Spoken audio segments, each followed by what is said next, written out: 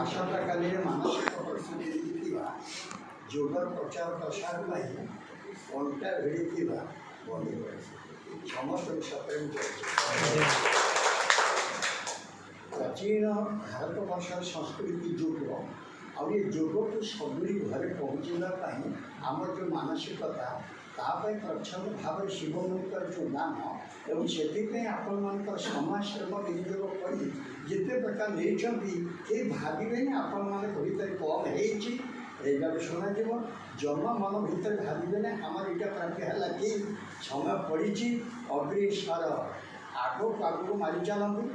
କଥାଟି ମନେ ପଡ଼େ ବର୍ଷା ରାତି ଟର୍ଚ୍ଚ ନାହିଁ କରେଣ୍ଟ ନାହିଁ ଲଣ୍ଠାଟି ଜୁଟୁଜୁଟୁ ହେଇକି ଜଳୁଛି ଯିବାକୁ ପଡ଼ିବ 5 କିଲୋମିଟର ଲଣ୍ଠାଟା ଦେଖାହେଉଛି 5 ଟଙ୍କା ଭାବୁଛି ଘରର ମାଲିକ ମୁଁ ଯିବି କେମିତି ଯେ ଲଣ୍ଠନଟା 5 ହାତ ଦେଖାଯାଉଛି ଯିବାକୁ ପଡ଼ିବ 5 କିଲୋମିଟର ସଦୁକରି ମିଳିଗଲେ କହିଲେ ଆରେ ଏଥିପାଇଁ ମନ କଷ୍ଟ କରିବା ଦରକାର ନାହିଁ ଆଗେ ଏଇ ଲଣ୍ଠନଟାରୁ 5 ହାତ ଧରି ଚାଲିଯାଉ ଏ 5 ହାତ ଗଲା ପରେ ପୁଣି ଦେଖାଯିବ ନା ଦେଖାଯିବନି ଆଉ 5 ହାତେ ପୁଣି ଗଲେ 5 ହାତେ ଆପଣ ଡେଷ୍ଟିନେସନ୍ ଲକ୍ଷ୍ୟରେ ପହଞ୍ଚିବେ ନା ନାହିଁ।